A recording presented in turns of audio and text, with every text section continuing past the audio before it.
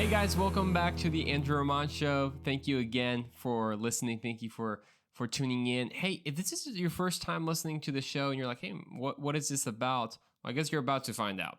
But I hope that you got the chance to watch the last couple of episodes, because one way to understand what the show is about is to listen to some other ones that I think we have like 60 episodes out already. My mind is boggled. I don't know how the Lord did that, but that was all Jesus, because I know I can talk a lot, but 60 episodes is a lot of episodes. So anyways, glad you're here. This episode is going to be kind of unique because we usually want to stick with one topic. We either do an unhealthy expectation series or a work series or a purpose, or we're talking about etc. A bunch of different stuff, self-responsibility and motivational stuff. And that's all awesome. Today is going to be a little different because we are going to talk about several different things, and there's several different topics that sure could fall under one umbrella, like culture, but it is several different things. So I encourage you to put your seatbelt on, because this is going to be awesome. Hey, before we start, a word from our sponsors. I'm just kidding. There are no sponsors for this show, but Coca-Cola, I got a brand new mug to share with you all. Over the kind of this weekend that I recorded this episode, I got to go to Atlanta, Georgia. That's right, home of the world of Coca-Cola. Got to visit that with my brother Josiah. We went to visit some friends in North Carolina that got married, which is awesome. We saw that beautiful location. And here's something super cool. When you rent a car, especially if you're going to a wedding, you want to rent a nice car. Obviously, a nice car is like really, really expensive. But me and my brother and I, we went to the car rental place and they gave us a free upgrade, bro. It was amazing. They gave us a 2020 Mustang, bro. Were we riding that whip? You bet we were. We even drove into the wedding location and someone's like, man, that car is shining, bro. It's like, thank you very much.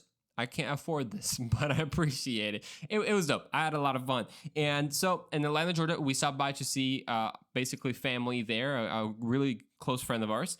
And then we stopped at the World of Coca-Cola, which was really, really cool because I've never been there. I love Coca-Cola. I feel like you have to say that now, because if you say I love Coke, that can be totally misinterpreted. So I love Coca-Cola. This is a really cool mug I'll describe to you. Obviously, it's the standard, the iconic red, color with the white letters Coca-Cola. It's shaped like a soda can. There you go. I know, pretty unique stuff.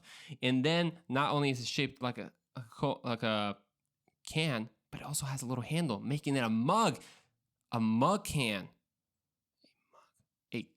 No, that doesn't, mug can. I can't abbreviate that anymore. But yeah, it's pretty dope. Check out the video so you can see it in person. Well, I'm going to say this right off the bat as we go into this episode. There are going to be things in this episode you might disagree with me on. And that's okay. Because a lot of times we talk about this, and there are cultural things, but some of them can be over politicized. And we can kind of get into this tribalism when it comes to political topics. We can just say, oh, well, it's just because you're biased, or I just disagree. But I want to encourage you, if you do disagree with me on some points, ask yourself why. Because my goal is genuinely to have an honest, a real conversation about these things. Just as Andrew, not as all the other labels that people try to put you as. Because this is what happens, right? When we disagree with someone, there's certain things that we say in order not to contend with the argument. We either say, oh, you're just biased, or, oh, it's just because you're conservative, or it's just because you're liberal, so you're crazy, so obviously I'm not going to listen to you, or I just disagree. We say a bunch of different excuses not to actually contend with the argument, but really my goal today is to have an honest discussion and hear me. Don't hear, because a lot of times when we hear similar opinions of things, we're like, oh, okay, he listens to this person a lot, or that person. But I want to just share with you what's kind of been on my heart, what's been on my mind these last couple of weeks. So we're going to talk about things like cancel culture. We're going to talk things, an exchange that Candace Owens had with Cardi B that was very telling of the culture that we live in right now. We're going to talk about some transgender issues. We are also going to talk about some race stuff. So it's might be some hot takes. It's a hot topic for sure. It's controversial, but hey, if we're not gonna address these things, who will? And that actually starts us off with Coca-Cola, or as is more widely known now, Woca-Cola. Come on, that was pretty good. You haven't heard that one before? I heard it. I'm a little late on this story. I will admit I'm a little late on the story, but it was worth pointing out again, just in case you missed it, because I understand a lot of times any political group can be somewhat of a bubble, right? Everyone that agrees with each other just shares memes on all this, and it's just really funny within your own group. But I wanted to just approach all these topics from a common sense perspective of just what a crazy turn our society and our culture has taken. So let's take Coca-Cola. Why Coca-Cola? Well, a couple of weeks ago, an internal whistleblower, so an employee who was working for Coca-Cola, leaked some pictures of a race sensitivity training that they were taking, that Coca-Cola provided for all of their employees. Now, this racial sensitivity training was provided by an author called Robin DiAngelo. If you are very familiar with social justice and anti-racism and all this kind of new things going on, then you know who she is. She is a best-selling author of the book White Fragility, which is supposedly a groundbreaking book. And which, by the way, if you want to hear a great review of that book, I think from a very common sense, very conservative perspective, you can check out Samuel Say. He wrote a great book to that one, and How to Be an Anti-Racist by Ibram X. Kendi. He also wrote that one. So that book, How to Be an Anti-Racist and White Fragility, have sold millions and millions of copies. So I encourage you to maybe hear a different perspective on it. But long story short, Robin DiAngelo provided this training for Coca-Cola to provide for their employees. Now, here are just some images of the things that they were being taught. I'm going to read these out loud. You can Google it just to see it for yourself. It says this: confronting racism, understanding what it means to be white, challenging what it means to be racist. All right, I got you. Okay. In the US and other Western nations, white people are socialized to feel that they are inherently superior because they are white. All right. And then it continues to say, research shows that by age 3 to 4, children understand that it is better to be white. Interesting claim.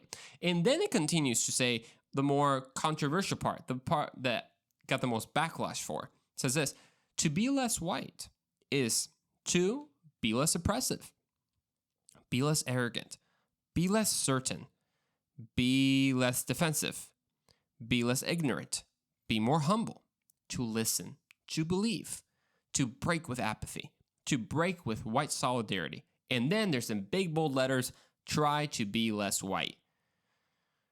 Whew, okay. Let's take this from a common sense perspective. Not, it's like, oh, it's because you're just conservative, so you're into this. You're obviously not as open-minded or tolerant. No accusations here. I know I'm white, so apparently, if I even try to defend myself, I'm proving their point, right? And I'm too ignorant to know. So, okay, let's just go over some of these things, just common sense perspective, okay? Yo, this is crazy. I mean, let's check the first part. That says, okay, that research shows that by age 3 to 4, children understand that it is better to be white. A 3-year-old? I mean, look, I'm not a parent, but like, dude, 3-year-olds can't even count. Like, do they even know what all their colors are? And they can already somewhat understand and perceive that white is better than black somehow? Like, as a general rule? Well, that's interesting. I mean, I guess if you sat down with a kid and you said, hey, kid, just so you know, we live in an oppressive society and white is better than black, then maybe a 3-year-old might, comprehend that, which, by the way, that's one claim. I'm not saying that it's true. But 3 to 4-year-olds. So, I mean, I honestly, I want to see those studies myself. I'm not saying that she's lying. I'm just saying a lot of times studies can be misconstrued. So I checked it out.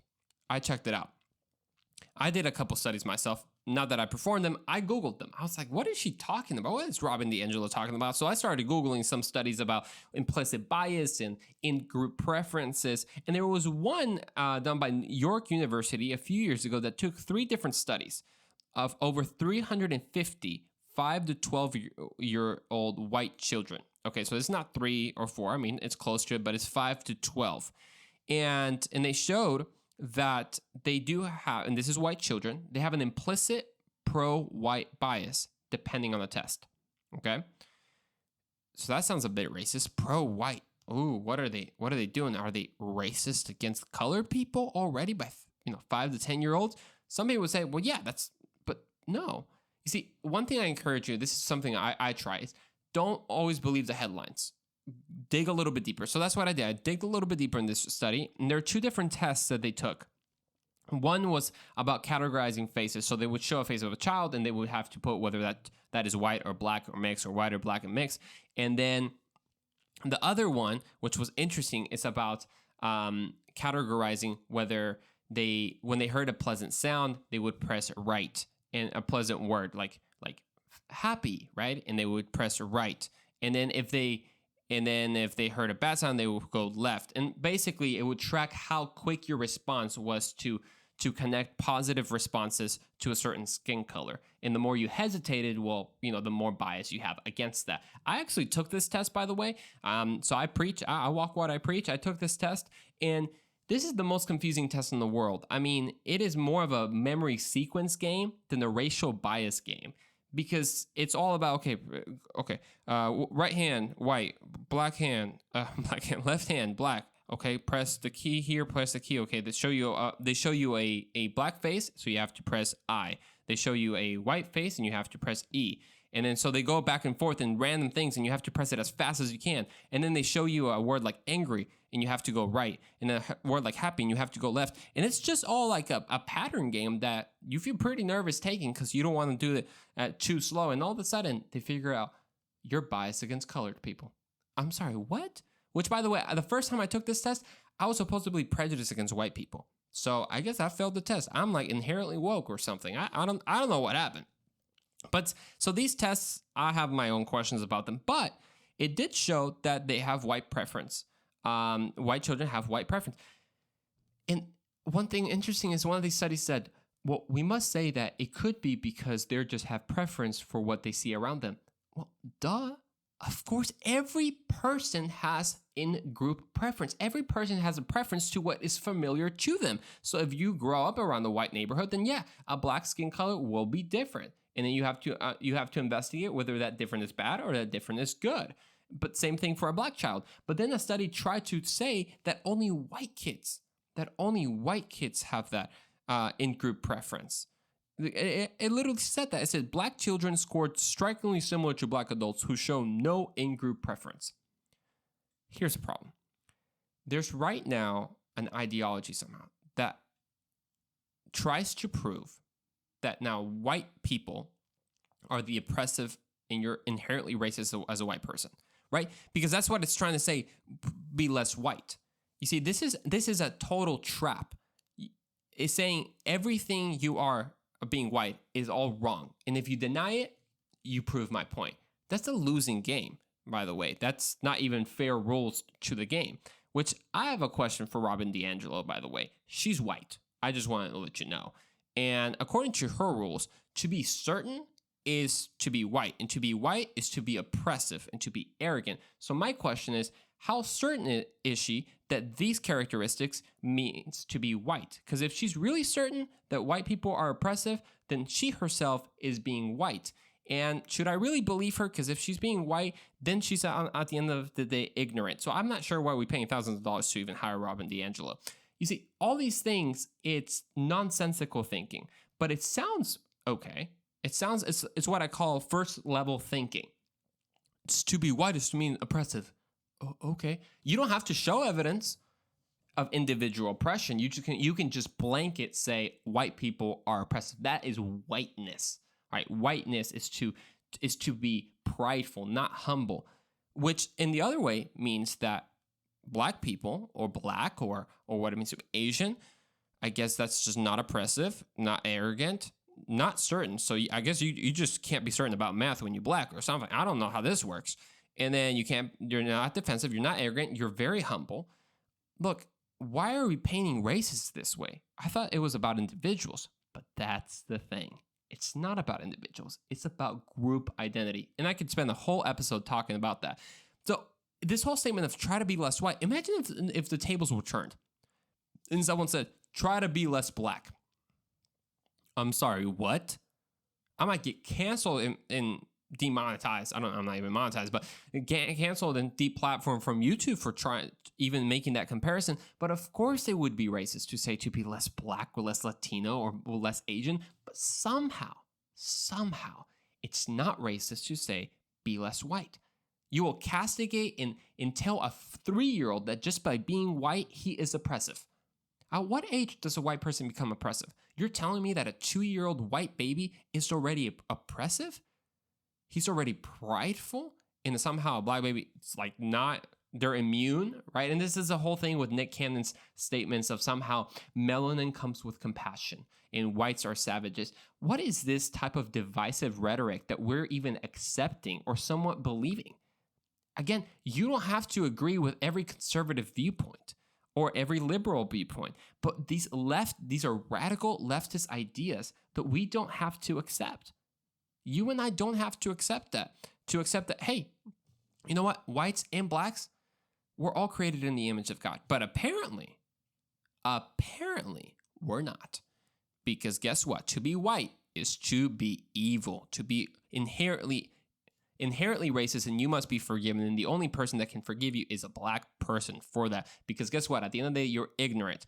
And if you don't say something, that's violence, because silence is violence. But if you say something, well, that's also ignorance, and speech is violence. So guess what? White man, you screwed. I'm sorry about that. You see how troubling this is?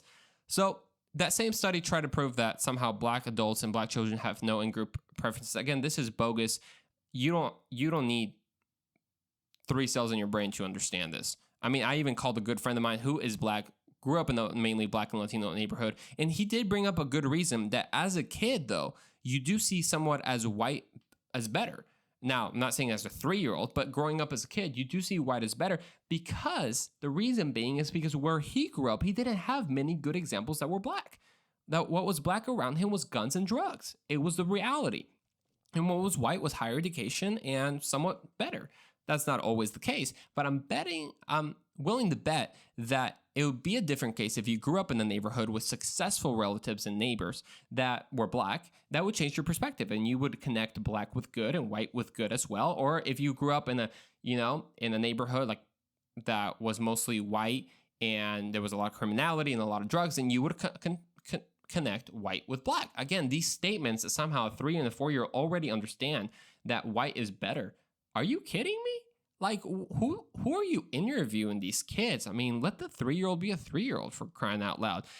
But here's the whole thing about this. I told you, this is going to be hot takes. This is me spitting out all my thoughts in my head. You might disagree with me. That's okay. But again, ask yourself why you disagree with me. Castigating a whole race as oppressive without individual evidence is not it's not effective. It's not helpful. And it's not uniting whatsoever. I mean, that's literally what racism was in the 1900s, and with all the white supremacists, was that the race was the most important thing in you, and no matter who you were, if you were a black person, you were inherently inferior. That's what racism was to tell you. But now we want to say, oh, okay, this is not racism, to tell every white person that no matter who you are, as long as you're white, you're inherently inferior when it comes to knowing truth, because you cannot know what racism is. That's right. You're inherently oppressive. You're inherently inferior. You're less humble. You're a little bit, you're a little bit more of a savage because you don't have compassion. Do you understand this? Again, you might have some thoughts that kind of disagree with me, and maybe you do believe that, that white privilege is the best privilege here in the United States, that there's systemic racism. Okay, we can have conversations about that, but at least you can agree with me that this is absolutely crazy of this type of training that we're doing. And it doesn't stop there, the craziness. Because we can't and we should not stand with it. This is hard leftist. I'm not just talking about Democrats or anything like that. You can be a Democrat and still agree with me, okay? Because I'm not a Democrat. I'm a conservative. But the craziness doesn't stop there. Here's the thing. when we go to things like transgender issues, for example, and again, this is another very, very hot topic. Already, people are on the eggshells. What is Andrew going to say right now? Well, did you listen to the conversation of Senator Rand Paul that he had? It was an interview maybe a couple months ago. He had it with Biden's. That was right now his pick. I believe he was confirmed. Biden's he was transgender, meaning he is a biological man who was not converted to look like a woman. I mean, no disrespect to that person. And he's the Assistant Secretary of Health. And Senator Paul was asking him or her, I don't know her name or his name. So if I would use the person's name, I just don't know their name. And asking them, hey, is it okay for minors to use hormone blockers, to do cross-sex hormones or surgery? Is that okay? And she would not. Now, we're not talking about adults. We're talking about minors. You have to understand that in a lot of states, they're already trying to legalize letting a teenager. I mean, dude, you need a parent to get a freaking license, but apparently you don't need a parent to go get your sex change, quote unquote sex change. Are you kidding me? So Rand Paul asked this person, this Assistant Secretary of Health, say, do you support the government interfering and overriding the parent's consent to give a child puberty blockers, cross-sex hormones, and surgery? The person wouldn't answer. He said, well, this is a complicated thing. We're talking about children, guys. Again, you and I can disagree, and you can say, you know what? An adult can do whatever he wants with his body. Just don't make me pay for it. That's it. I'm not saying that a person shouldn't be allowed to do a sex change, a surgery. That's up to them. Don't make me pay for it. But to be okay for a children, you understand how unstable as a teenager you are. When you're a teenager and you're going through puberty, bro, you're so confused. You kind of like everything. Especially if you're a dude, you're just like, man, he cute, she cute, and all this. And then you grow out of that. That's the majority of the statistics show that. And again, listen to the entirety of Rand Paul's speech to understand that. We're talking about children, kids many times, teenagers. And the culture is trying to divide us and say, you're either for cross-sex surgeries or you hate transgenders. I'm sorry, what? No, wait a second. I think there is a middle ground of saying, hey, I believe you should have the freedom. If you really, I want to help you before you do that surgery, because I believe that there are different options that you can take and different help that you can get, and I have compassion for you. But with me rejecting that children and kids and teenagers should get a permission slip from the doctor without their parents' consent of a surgery that will change their life. And I'm sorry to say this, not for good, not statistically speaking, not medically speaking, not necessarily for good. I'm not hating on transgenders. I'm protecting kids. And you and I can agree on that, even if you're a Democrat, even if you're a liberal, even if you disagree with me on some key points. I think we can agree. I'm coming from a common sense perspective. Don't label me, oh, it's because you're a conservative and you don't believe, you're a biblical fundamentalist, so you don't believe. Okay, wait a second. Yeah, I am. I believe in the Bible and I'm a Christian, but that doesn't mean that we have to support these crazy radical ideas that to be white is to be inherently oppressive and racist, and to if you think you're a woman, you should just get a permission slip no matter how old you are and just go get your sex change. Are we kidding? I encourage you to read a couple books. I think one is like When Harry Became Sally. I think it's one of them. And another book called Irreversible Damage by Abigail Schreier, I believe is her name. Both books, by the way, have been taken down from Amazon because they give a different perspective. Because here's the other thing, and I hope this is all about like cancel culture, right? It's not about canceling everyone. It's about canceling people you disagree with, which is the whole. Here's the thing. We have to believe in free speech, even for people we disagree. I'm not talking about inciting violence, okay? Obviously, when someone inciting violence, that's not allowed. But now people are changing the definitions of inciting violence, right? Before, inciting violence is like, hey, let's go hurt this person, or let's go hurt these people or kill this person. That's inciting violence. But apparently now, if I say, hey, you know what? I just don't agree with the LGBT community's agenda. Oh my, are you inciting violence towards the LGBT community? No, I'm not. I'm just disagreeing with them. I love them who they are as people. I don't agree with their lifestyles. I pray for them. I have compassion for them, but I don't agree with them. That doesn't mean that I'm somehow inciting violence towards them. So we're seeing just these crazy things. And here's my whole point in making this show. And Candace Owens and Cardi B had this conversation, which is part of like me making this show. Is a lot of people do not like Candace Owens at all, especially if you're in a more liberal side. They just don't like her. Maybe you do, maybe you don't. I don't know. But this is not about liking her. This is about the point that she made, which is very, very true. You don't have to like her to agree with her. And if you saw Cardi B's performance of the WAP, which is basically insinuating lesbian sex in that performance with Megan I don't know what her name is, the Stallion. I didn't see the whole performance. I saw like one picture and I was like, I'm out. I'm not going to watch that thing. In live TV where kids were obviously watching, and we're over-sexualizing everything, and somehow CNN says that's a sexually positive performance. I'm sorry, what? How is that? What parent can tell me that they want their daughter to end up like Cardi B?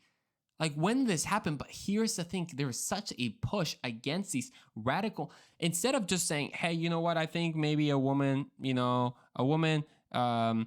can sleep before you get married.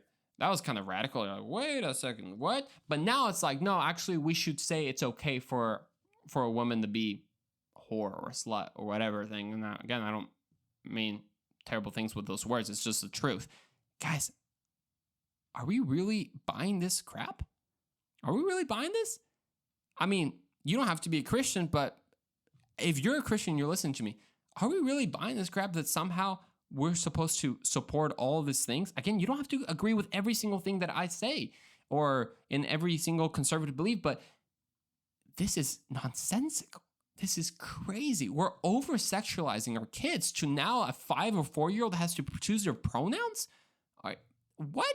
And now you're talking, now let's not complain on the identity crisis that we have now because we're setting that up. So all this, the reason I'm saying all of this, okay, my voice changed into different. I was like, all this, and the reason I'm saying all of this is I believe it's time for common sense. I believe it's time for us to stand up for things that are true. Okay, you don't have to accept radical leftist ideas. Okay, maybe I understand that, and especially if you grew up in the Christian household, and maybe you don't no longer agree with fundamental Christianity, and okay, we can talk about that. But you don't have to agree with these crazy ideas that kids should have hormone blockers or that all white people are inherently racist and it's just better to be black because you have more compassion and all this. That you don't have to agree with that to want to solve injustices. Yes, there are a lot of things wrong in America. It's not all race related. I'm sorry to break it to you. I don't believe we live in a systemically oppressive system as it is described, that somehow it's just white male privilege oppressing everyone else who's not white or it's not a male. That's not necessarily true. Now, again, you can talk about how we can improve the black community, we can improve the education system, how we can improve the incarceration rates and all that, and what leads to that. We can have solutions about that. But this divisive talk does not bring solutions. It brings division. You think we're more united right now as a country than the last year and a half? Ever since this whole social justice movement came, we're more divided. And you can say, well, it was already there and all this stuff. Yeah, that's maybe another conversation for another time. But I do believe that a lot of things we're making our own troubles here. So I want to leave you with this. I want to leave you with encouragement as we wrap up this episode. Maybe you listened and I gave you a little bit of a different perspective, and you hadn't heard this perspective. Then I hope it challenged your way of thinking. Maybe you listened to this and you're, I just disagree with you completely. Ask yourself why. Am I totally being unreasonable that a boy shouldn't, even if he's a little bit confused, shouldn't like cut off his wiener? Am I unreasonable to thinking like, am I crazy? You know what I'm talking about? So as we wrap up this episode of the Andrew Ramon Show, these were hot topics. This was a challenging one, but it ain't gonna get lighter from here. So we'll see you in the next one.